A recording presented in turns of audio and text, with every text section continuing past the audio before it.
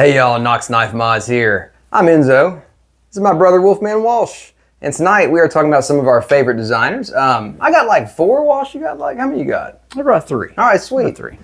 Because, you know, part of the aspect of enjoying the EDC knife world is the design language that some awesome individuals use, and we're big fans of that. So, yes. Yeah, so we're just going to have some fun tonight, highlight some of our favorite designers. If you have any questions about that designer or about the knives they make, we'd be happy to answer that. Or if you know more than we do, which is a good possibility.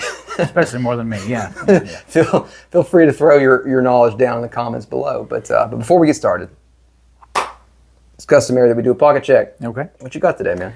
Well, one of the recent videos that I've done where I was looking at smaller knives and traditional knives, where I've missed carrying one of these, and I was doing this thing where I was carrying an old knife and a new knife. This on the same day, like primary and secondary, old knife, new knife, old knife.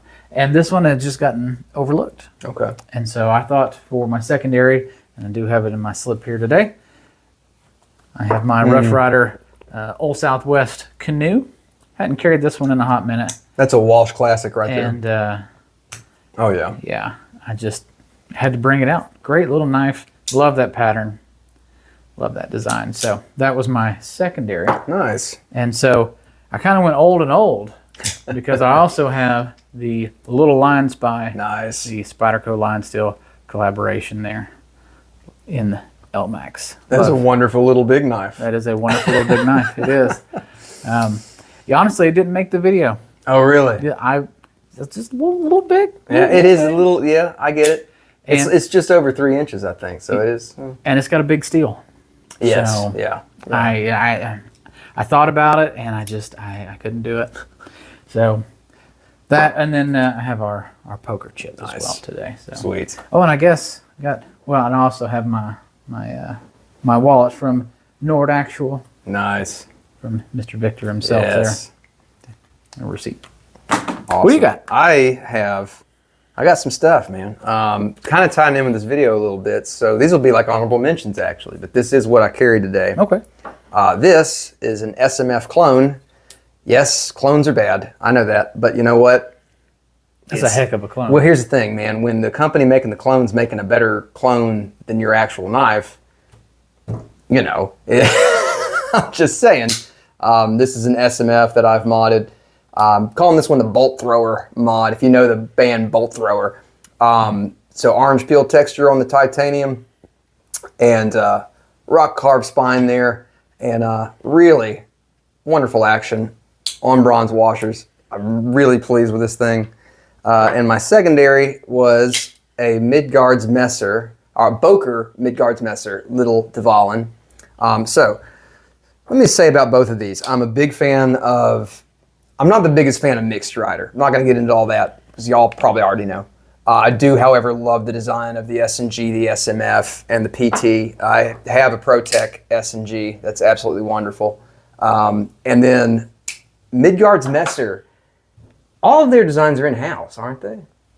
Because they don't really like advertise specific designers. So this is an assumption. I mean, this is an assumption. If y'all know, please let us know in the comments. But I'm pretty sure that feels right. I mean, you know. So yeah, I love their design language. Love how chunky their knives are. This is the only one that I could afford. I bought this used because typically this Boker comes in, I think, about like 110, 120. Yeah. Typically a Midgard's Messer is about $300. They're not cheap knives.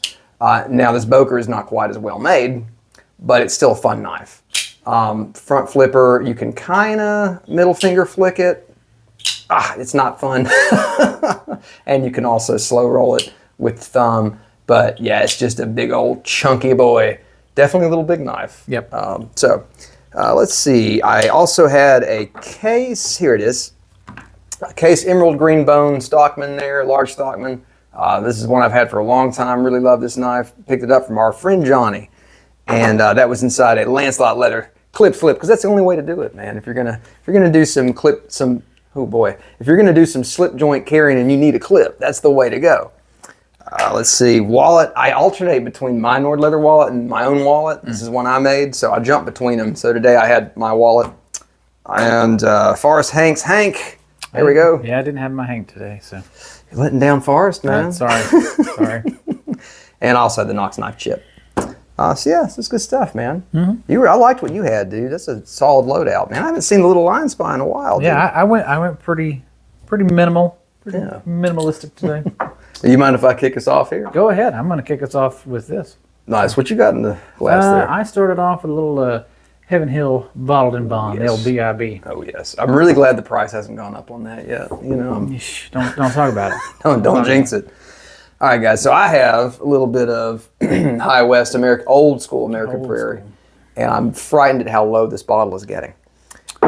So let's throw this out there. Yeah. So when I went and bought 5 of those, Yeah. and there was still like 4 or 5 left, I've gone back and they're all gone now. I knew they would be. I'm not surprised. I'm going to kick this off with a bang. Go ahead. So, one of my favorite makers. I don't know if he is. This isn't a ranking thing, by the way. This is just kind of us highlighting stuff. Are you ranking them? Nah. Okay. All right. So one of my favorite ones all time is you might guess it by the box. A man by the name of Andrew Dimco. And this is probably my favorite knife of all time, the 8010. This is as close as we're likely to get. This cold steel limited version is as close as we're likely to get to a Dimco machine ground 8010. This thing is sweet. I love it. Titanium 3V. I think you can kind of find these on the secondary market now. I'm not sure. Keep an eye out for these though. They're really awesome. The action's unbelievable. So I'm just going to fly through some of the models he makes. He also has the 8015. Now again, these customs are basically unobtainium now. The only custom you can pick up these days from Dimco is the 8020 and the 8020.5, which I'm going to show you right now. There's the 20.5 right there. This is a production one. This is not a custom. I don't have the budget for custom knives. You customized it.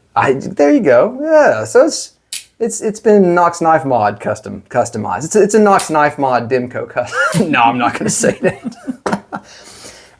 So the one thing that you'll notice about Dimco is his proclivity for awesome locks. The triad lock here on the 8010, probably the strongest lock in a folding knife. Yeah. Not for sure, but probably. The scorpion lock on the 8015, as you see, you've got this bar here that drops into a divot here in the blade. Really cool design. It's fun to open and close in certain ways. You can kind of flick it closed. It's a really cool knife. And then lastly, of course, we have the shark lock on the 20.5. Got that tab right there. Boom. Fun knife. Let's see. That's it for Dimco, I think. I'm still not sold on the shark lock, but the scorpion lock? Yeah. Yeah. Dude, I don't know why. Like, I can't actuate it as well as you can because I don't play with this enough. Yeah, you get used to it. I just think that is funky. And as long as you're holding it, it ain't going to bounce up or unlock.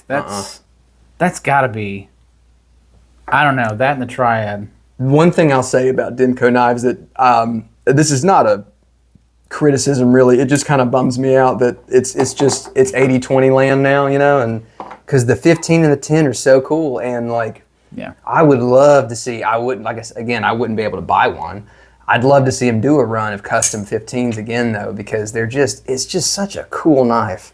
The 8010 for me still kind of beats the 15 just a bit, but still, this thing is awesome. Agreed. So yeah, I had to kick it off with Dimco. He and Snacks are really kind of neck and neck for my favorite makers. But yeah. I'll turn it over to you, man. What you got? What do you want to start with? Well, I was looking at what you got over there and what I got. And there's going to be some overlay here, I think. So I think I'm going to jump to what may be my favorite. We're not ranking, but bullet to my head. Yeah. I'd probably have to go Mr. Jesper Voxnäs. Ah, nice. And one of the main reasons is I can look at a knife and go, that's a Voxnäs. Because they're all similar, which could be like a turn away point for some people, like, oh, that looks the same as this one, same as this one. The blade shapes are different. The handle styles are different. There's little minute things that are different, but all of the core, the Yaru, the Suru, yeah, other than sounding similar, they all have a very base idea that is Jesper Voxnäs. So you can look at it and just say, that's Voxnäs. Yeah. And he goes across multiple platforms or companies, we'll say. You know, he's big with the Italian companies, yeah. the MKM, I was about to the Fox, Because all the ones you have are Italian made, aren't they? They are. I would argue that those are probably the cream of the crop with Vox. Yeah. So he's got Viper. He's got some Yeah. Viper, Boker. I know the Boker ones have been kind of hit or miss, but I think his most popular, and it's my least favorite, is actually the CRKT Polar. Yeah. I've never been drawn to that knife. I handled it once. Have you ever handled one? Mm-hmm. I handled it and I was a little underwhelmed. Yeah. It would be a good modding platform though, and that might be one of these days. Maybe we'll. Because it's inexpensive enough, you can buy it and beat it up and not feel bad about it. Yeah, exactly. But the other ones that I've got down here are 100, 200. Right. Yeah. The Yaro's pushing 300. Yeah. There's the NKM, and I'm blanking on the name, and I've got it saved on my phone, but we're recording on my phone tonight. That I was going to be like, look at this thing, and it's about $400, but it's kind of like, dang, it's really nice. I'll edit that in, whatever it is. I'll pop it in. There was that one in the Iona 2 that I really the dig. Iona, Yeah. So anyway, so the ones that I brought with me. Yes. This was my first kind of my adult purchase into the knife world. I got this for my birthday 3 years ago, I think. This is the Fox Core. This is the full size version, N690. Yep, N690 on the blade, the FRN handles, and I did mod it. The only thing I did was I put a Lynch Northwest feather clip on it.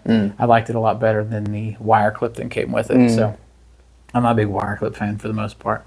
So that's the only real modification I did to this knife, because other than that, this knife is... I remember, when I came over and you were like, oh, check it out. And it still blows me away how fun that knife is.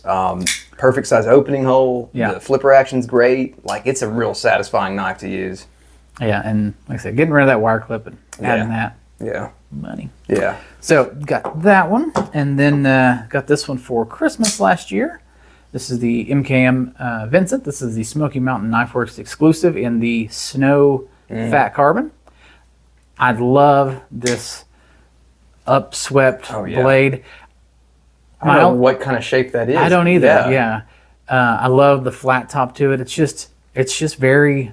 I don't know. I looked at it. I was like, well, that's a Voxnez, and I picked it up. I was like, oh yeah, it's a Voxnez. Yeah. I don't know if it's that the opening hole. Well, no, the opening holes are different too. He's got like 3 different ones, but they're consistent. Yeah. It's one of those 3. Yeah. That's, to me, I've always thought about it as the teardrop opening hole. But like if you look at my Ace Grand, it's got a similar. Yeah. Similar opening hole. Similar. Yeah, it's kind of in between the two of them. Yeah. Interesting. Also, no, this one is in the Vanex steel. Oh, I forgot you had Vanex in your collection. Yeah. Good gosh, man. So my only issue with this is right here. This part of the blade does not cut very well. And it's not that it's not sharp. It's something about that part of the belly does not cut. It'll slice really well up here and really well down here. Right here. I think I mentioned that in the video that I did, that it doesn't cut that well right there. Yeah, it might be like a weird geometry thing or something to do with the location of it. Yeah. But and the layered fat carbon. I don't like fat carbon. I think it's too slick, too smooth. But the layered texturing carbon, it's pretty. That's pretty good. Well, I noticed though you still have the wire clip on that one. You plan on keeping it, or? Yeah, for now. Okay. I haven't found anything. I have looked, but I haven't found anything that's just like. Because I don't want to block the patterning. I don't want to block the design. That's a fair point. And if I can put a lynch on there, it's the same system. Right. Because I can lynch any of his. Yeah. Because lynch replaces pretty much all wire clips from Fox or MKM related knives. But I don't want to block it.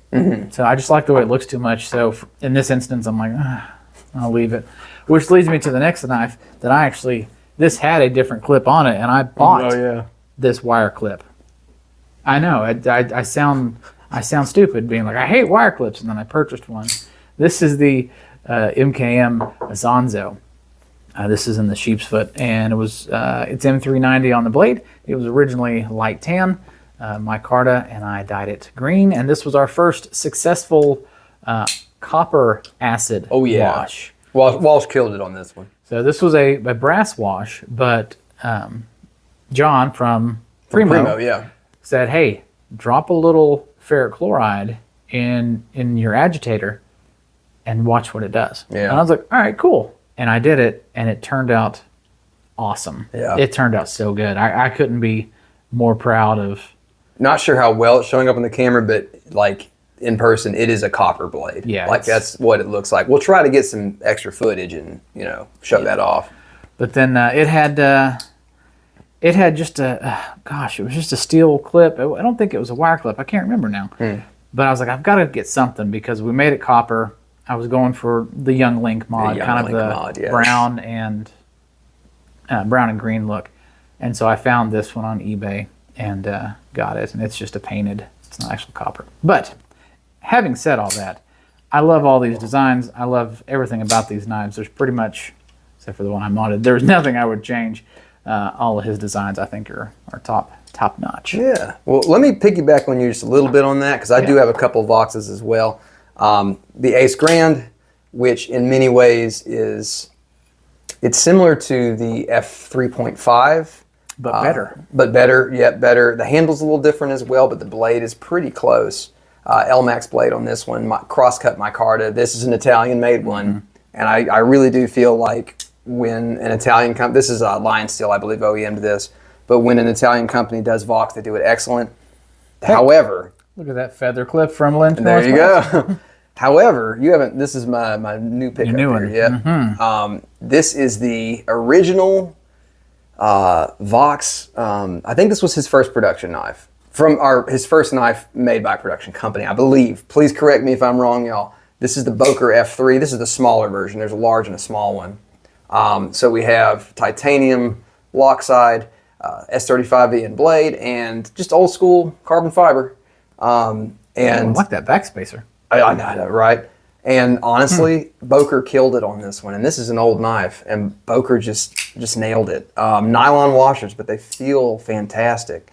And this is his original opening hole. Now, it used to be when he started, he used a perfectly round hole, which as a custom maker, I believe you're allowed to do, but as a production, you have to license it from Spyderco, I think. I could be wrong. I think that's the case.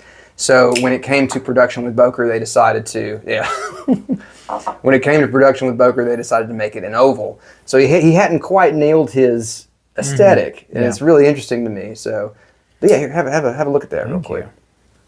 But yeah, so Vox is awesome, and I think Walsh really is. When I think of Walsh, I think of Vox because I know how much he. Oh, that's tight. Yeah, it's tight. You kind of. It's like the Gale Bradley. Like you gotta get a feel for the detent. Gotcha. Once you got it, you got it.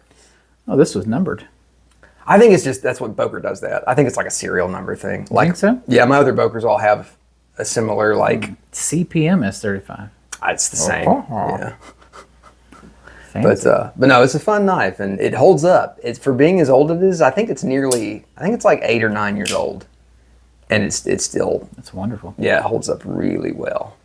Love the size of the compact one too. I haven't handled the full size, but that's to me again. I think little that's big knife. That's a good size. Yeah. Sorry, fanboying over here. So yeah, that's awesome. No, yeah, he told me, he's like, I've got a new one to show you. I did get a steal of a deal on that thing too. I got it used, and I want to say like $40. Yeah, I know, right? Dang. But so this one is Chinese made, but again, the quality is pretty darn good. Not as good as these Italian ones, but still pretty good. Yeah. Yeah. No, that's great. So you had mentioned when John suggested about the acid wash or the copper wash, I should say, brass wash. So I want to give a shout out to my boss John over at Primo. I have a couple of his designs here, and I love his stuff. Now let's see. I got 2 knives to show you. Now typically, John lives in the culinary knife space, and he makes some excellent kitchen knives. But he does have a few things that you can kind of sneak into an EDC rotation. This one was the first knife I got from John. This is basically it's a little cheese cleaver.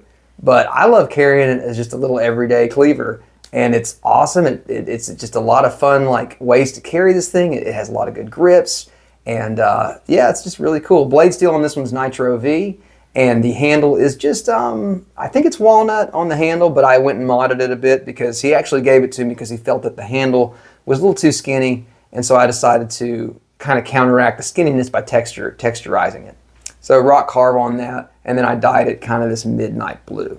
So yeah, I love the forge finish on it, but then you've got the high polish mirrored bevel at the bottom, and that's a 0 degree bevel. Well, actually it has a micro bevel now because I've sharpened it, but originally it was a 0 degree bevel. So yeah, super cool little cleaver. And then secondly, this has become, I think, my favorite fixed blade. Where did the sheath come from? This is not, yeah, he didn't make the sheath. Yeah, okay. This is a Spyderco sheath. More new stuff. All right. This is a Spyderco sheath that I pirated. I wish we had sheaths for these because I love carrying this knife.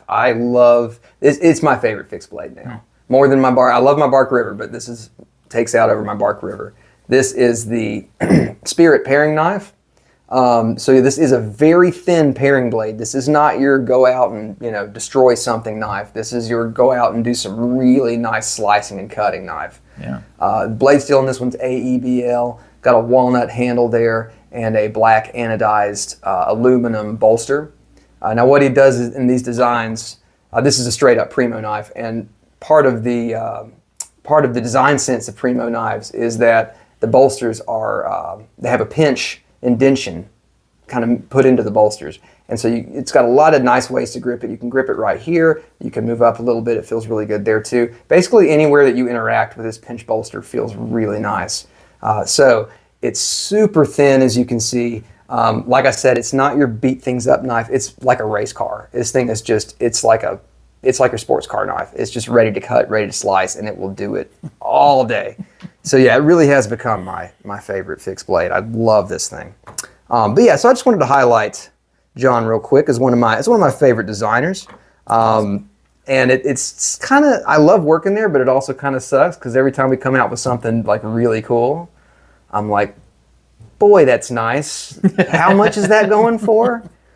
400? A lot of cool stuff, yeah. Can I see this? Yeah, absolutely, please. Oh, you're up. I'm going to play with this while you're... Oh, no, that was the end of my second round, so I got to pass it to you now. But yeah, feel free to, if you want to add any thoughts. I'm going to open up a pepper here. No, I love this little cleaver. And I do too, man. Cleaver in general, and actually this is like one of the first episodes I don't have a cleaver on me. But there you go. Cleaver is like my go-to blade, or sheep's foot is my go-to blade. But you know what? I don't think, has Vox ever done a cleaver style knife? Well, yes. Probably close. Yeah, I was going to say. Foot, yeah. Yeah, the Asanzo's fairly close. Yeah. Yeah. Yeah, that's kind of like a cleaver, yeah. Yeah. All right, cool.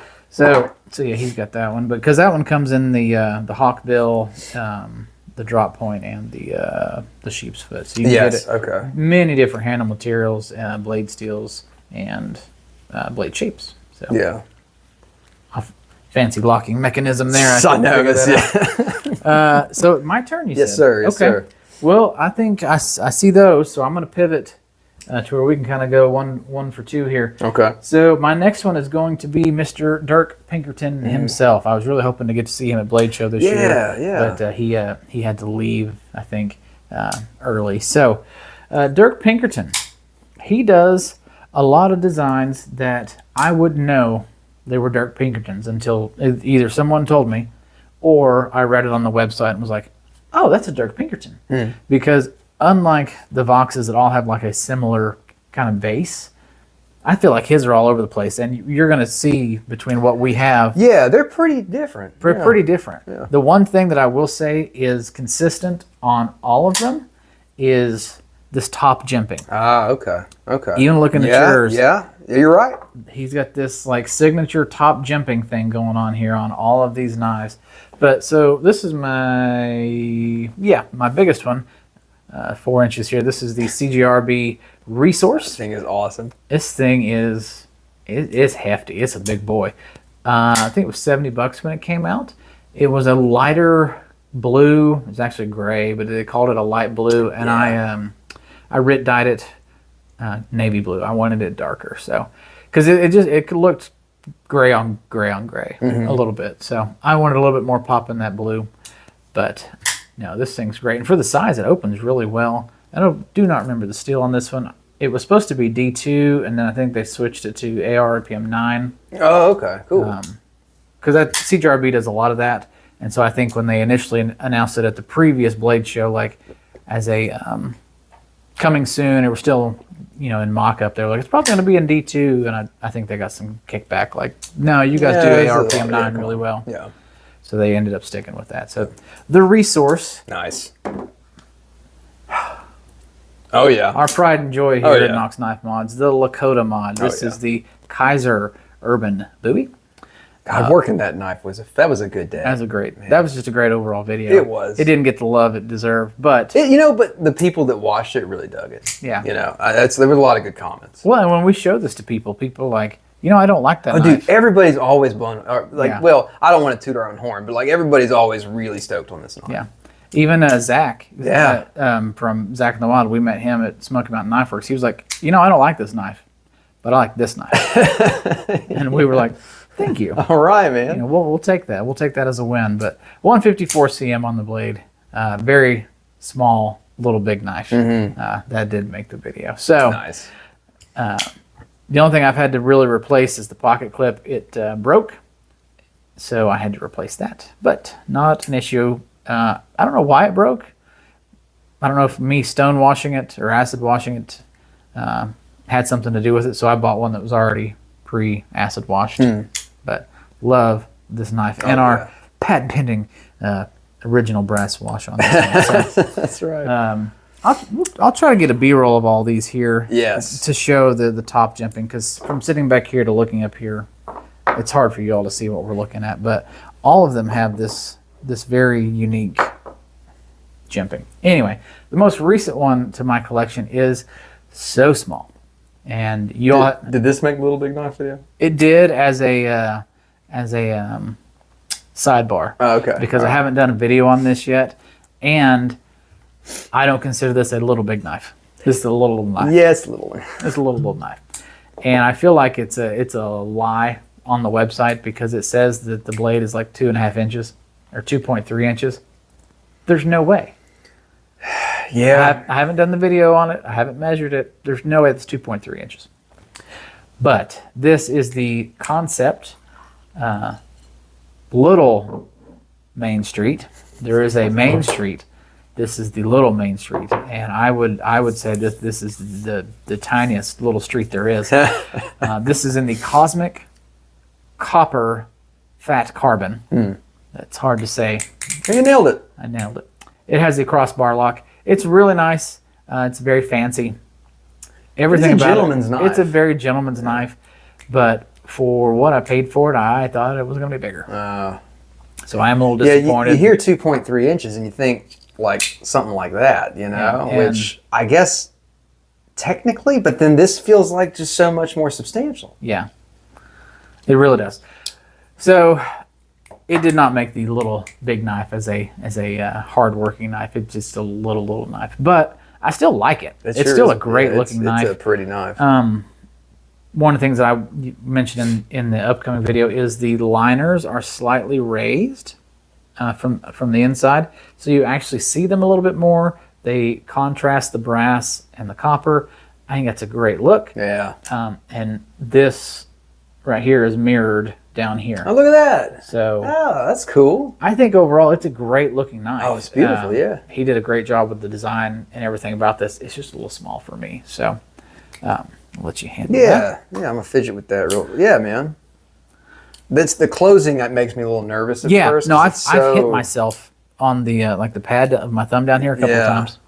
But I mean it works. I mean the action's good, Yeah. Can you middle finger flick it? Like Spidey flick? Yeah. Hang on.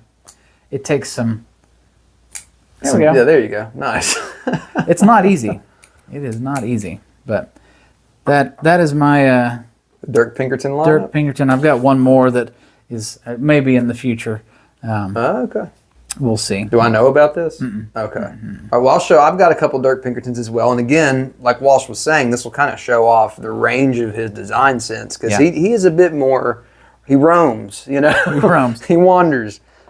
This is the Beyond ADC Night Horse. Gosh. Now, hang on a minute. Hang on a minute. There we go. So that fits in the handle. Yeah. But yeah, these are the same designer. That's crazy. And again, this is not a negative. This is just really cool. It just goes to show the range of this designer.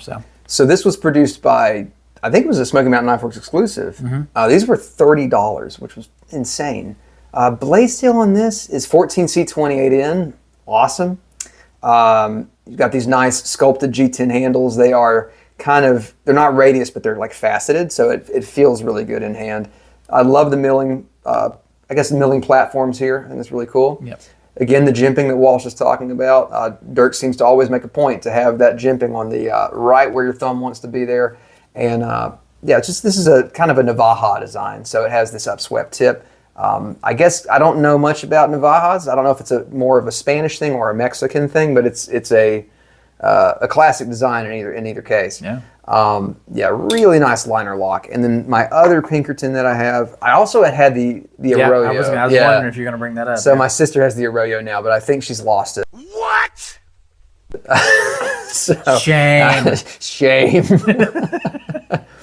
This, however, is my favorite Dirk Pinkerton. This is the Kaiser Escort. Again, with the jimping right there, you'll notice. Blade steel on this one's 154 cm. Got red, rich light handles. I love that papery texture. Yeah, it's really nice. Yep, and Kaiser's clutch lock might be the best in the business.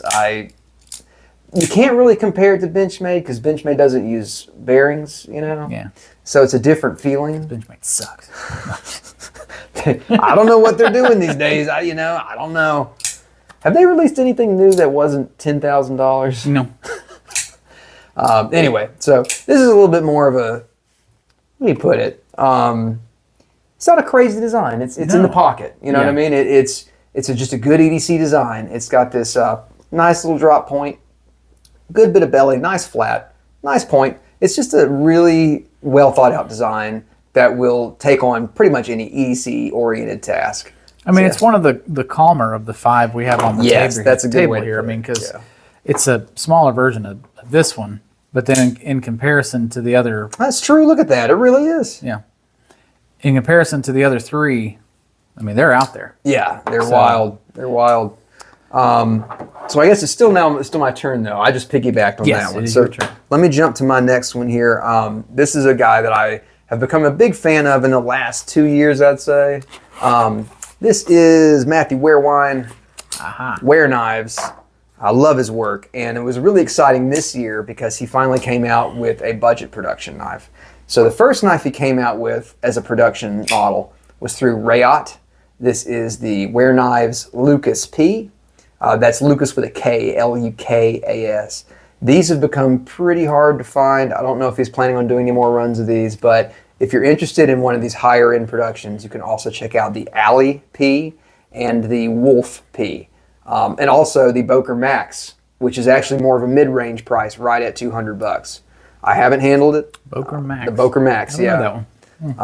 I haven't handled it, so I am interested, but I don't know anybody that's got it, and it's a little too much like the Lucas P for me to just buy it outright. Like, I'd want to handle it first. But yeah, the Lucas P is I just love this design. His design sense is really interesting because his blades and handles don't exactly like, I don't know how to put this. They flow, but they're a little choppy along the way, if that makes sense. Does that make sense? That makes sense. Yeah. Okay. It's not streamlined. It's not streamlined, but there's something about it that I like a lot, man. Like, I love the look of this knife, and I've loved it since I saw it. Like, I'm just going to go back to this one where it's Right, straighter. It's still got a drop to it, Right. But it's more streamlined. This has the ridge and Yeah, so you've got this back kind of end. exactly, Yeah. and then it's a straight line here, but then the blade kind of sticks up. So it's a funky design, but I really dig it. Now, my friend, he's our friend Cameron, does not like this. Cameron likes organic and flowing lines, and this was he was like, this looks like somebody stuck one blade off of one knife on a handle of another knife, and I was like, yeah, I think that's why I like it. Anyway, guys, titanium on this S35VN, and the other Rayot produced Ware knives are an M390. Whew, that a pushing 40 moment right there. Yeah. I've had a lot of those today. Yeah. You had a couple today too, didn't you? Yeah. Okay. Now, here's the one I'm excited to show you guys, though. This is the Civivi Nugs. This, like I said, is the first budget production knife that Ware has done. Really cool design, and this is based off, both of these designs are based off his customs. So that's really cool that he stays pretty close to his customs in terms of the actual design itself. Blade steel on this one is, I'm blanking out, 14C28N on that. The handles are I'm going to butcher this, Quiborsha wood. What the hell did you just say? TC said it in Smoky Mountain Knife Works video, and I think he pronounced it the same way. But it's a really actually surprisingly nice feeling material. It's like kind of a soft wood. It's got a little bit of give to it. It's got some warmth to it as well. So you can hit it with the flipper tabs here, it flies out. And you can also fire it with the middle finger. This one is a pretty big departure from his other knives, I think mainly in the handle. It's got a skinny handle. And his handles don't tend to be quite that skinny. And he also only has a few knives that have a Wharncliffe style blade like that. Plus it's fairly long. Usually his blades are like kind of sitting around the 3-inch mark. This one I think is right around like 3 1/4. But you know, still within that kind of EDC ballpark. So yeah, I really love his work. Again, really excited that I saw this year. This knife comes in right around $60, so it is very budget friendly. Price, yeah. Yeah. So yeah, Wear Knives, Matthew Wearwine. Follow him on Instagram because his customs are like unbelievably beautiful. Well, hey, I'm going to piggyback off of you and your please. Civivi with the Quiborsha. I don't know what you said. Handle. I have a Civivi that's also wooden. Now is that Quiborsha? No. And call up Ben and ask him. Yeah. No, I don't know what I don't remember what it is. But this is the Civivi Cindy. This is by Ben Peterson. This also made the little knife video, but not in the little big knife version, because this is more of the gentleman's letter opener. It's very light. It's very, almost, I would say, agile, because I don't want to be offensive, but it's very light. It's very shorts.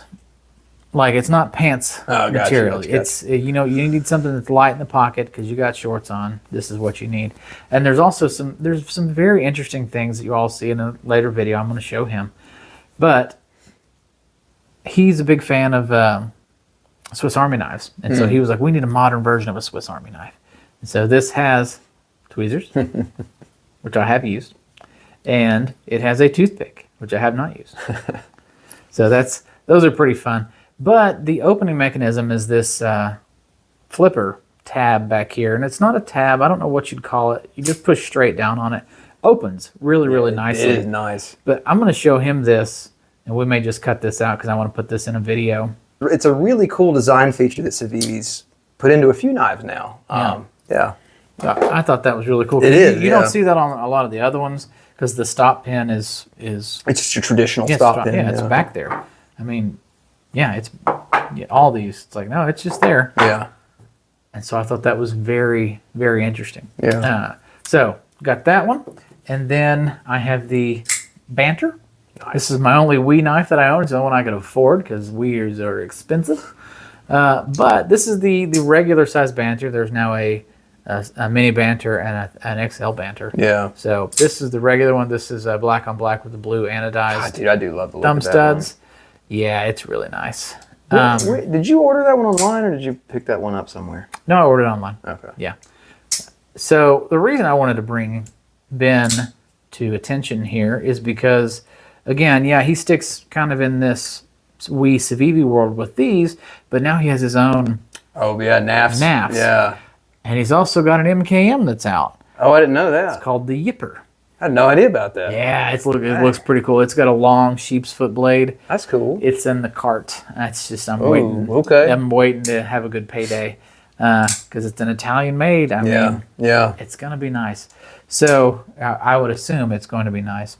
But he kind of goes all over the place. The Banters come in different blade shapes.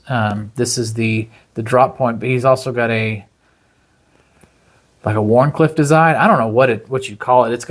It comes straight down and the blade's flat on the bottom. Yeah, I guess it'd be a Wharncliffe. Wharncliffe, yeah. I wouldn't call it a sheep's foot. It's different. I haven't seen that one. I'll have to look it up. Drop point on this one, but there's also a Skinner version for this blade and different handle materials.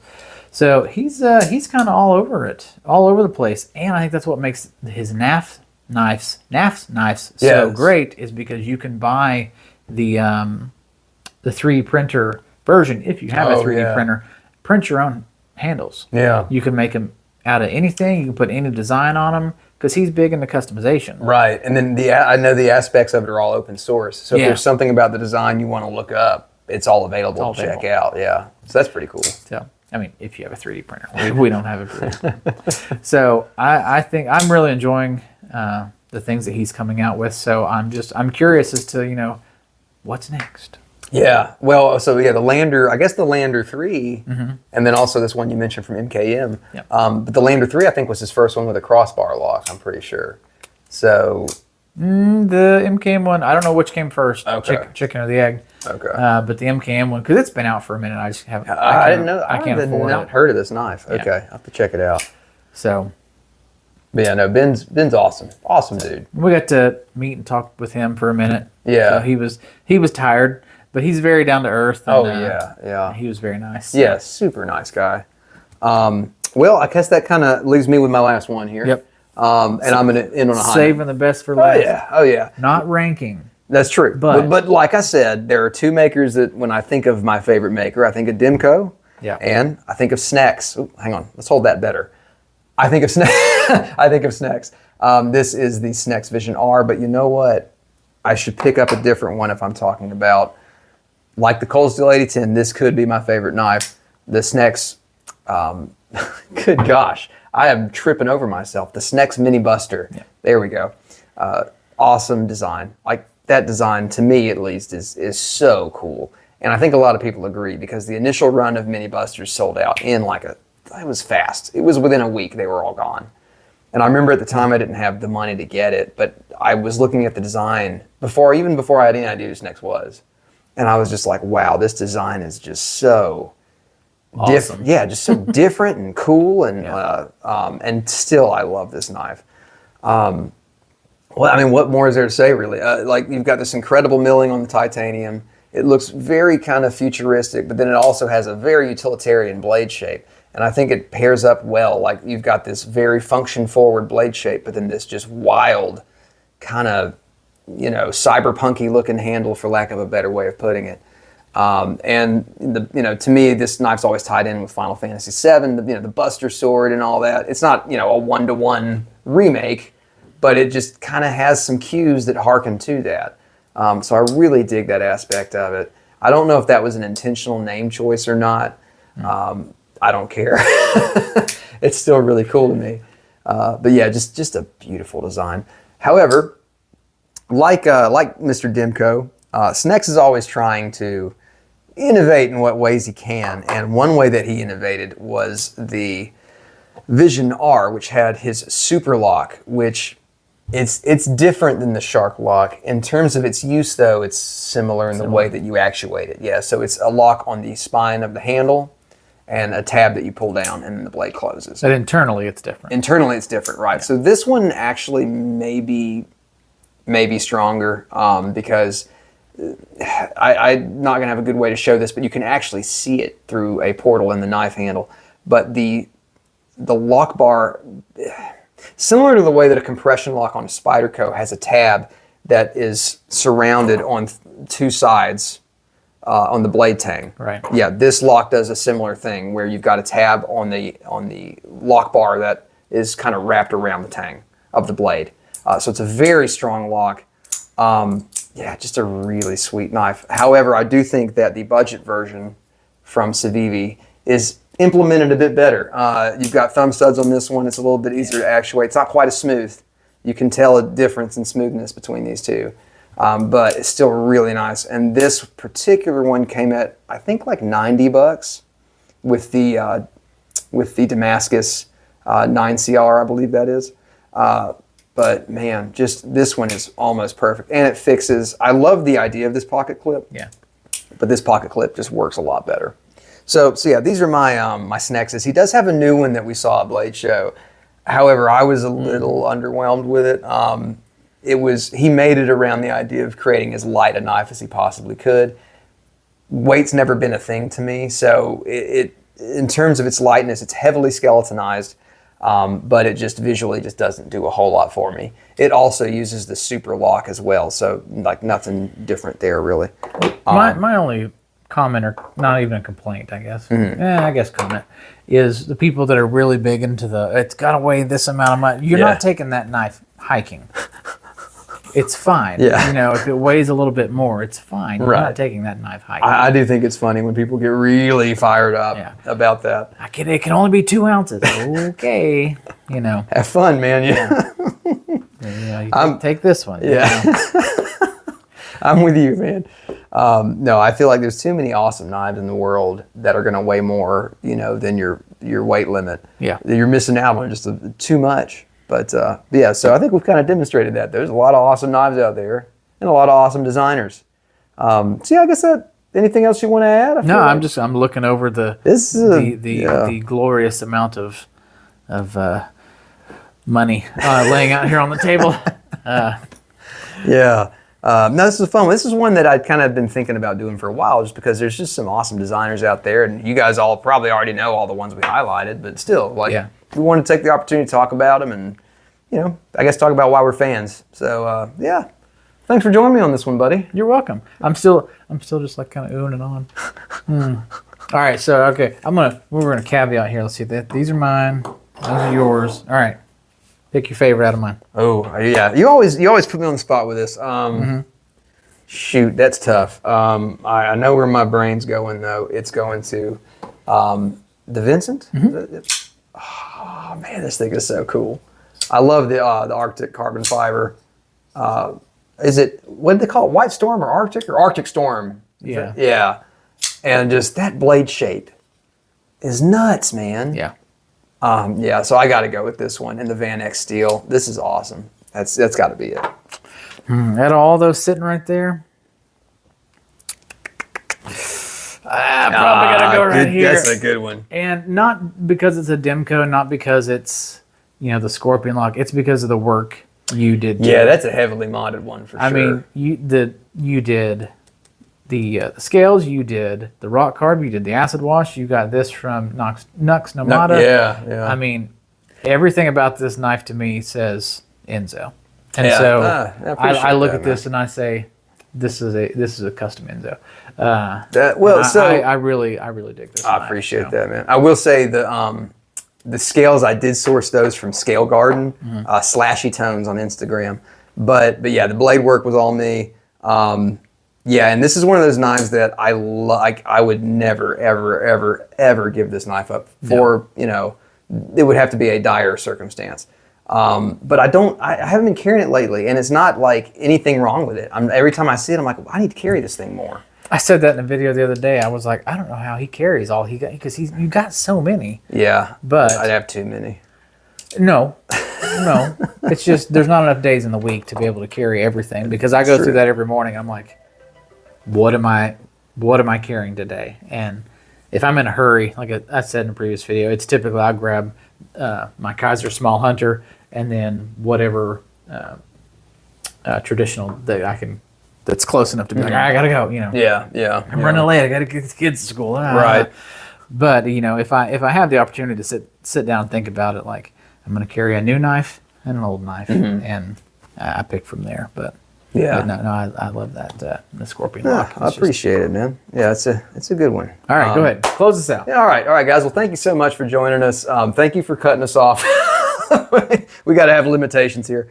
This has been a fun one, guys. Please let us know your favorite designers down in the comments, especially if it's somebody more obscure, because there's like a lot of folks out there that aren't quite as well known yet that really deserve some recognition. So please put it down in the comments. If you enjoyed this video, if you made it all the way to the end, thank you, number one. Number two, please consider liking and subscribing if you haven't already, because we're still a small channel, but you know, we appreciate the support. But yeah, I guess with that said, we're signing off. Yeah. Cheers, man. Cheers. I kind of finished. Oh, geez. All right. Well, we'll see you guys in the next one. Peace, guys. Take care.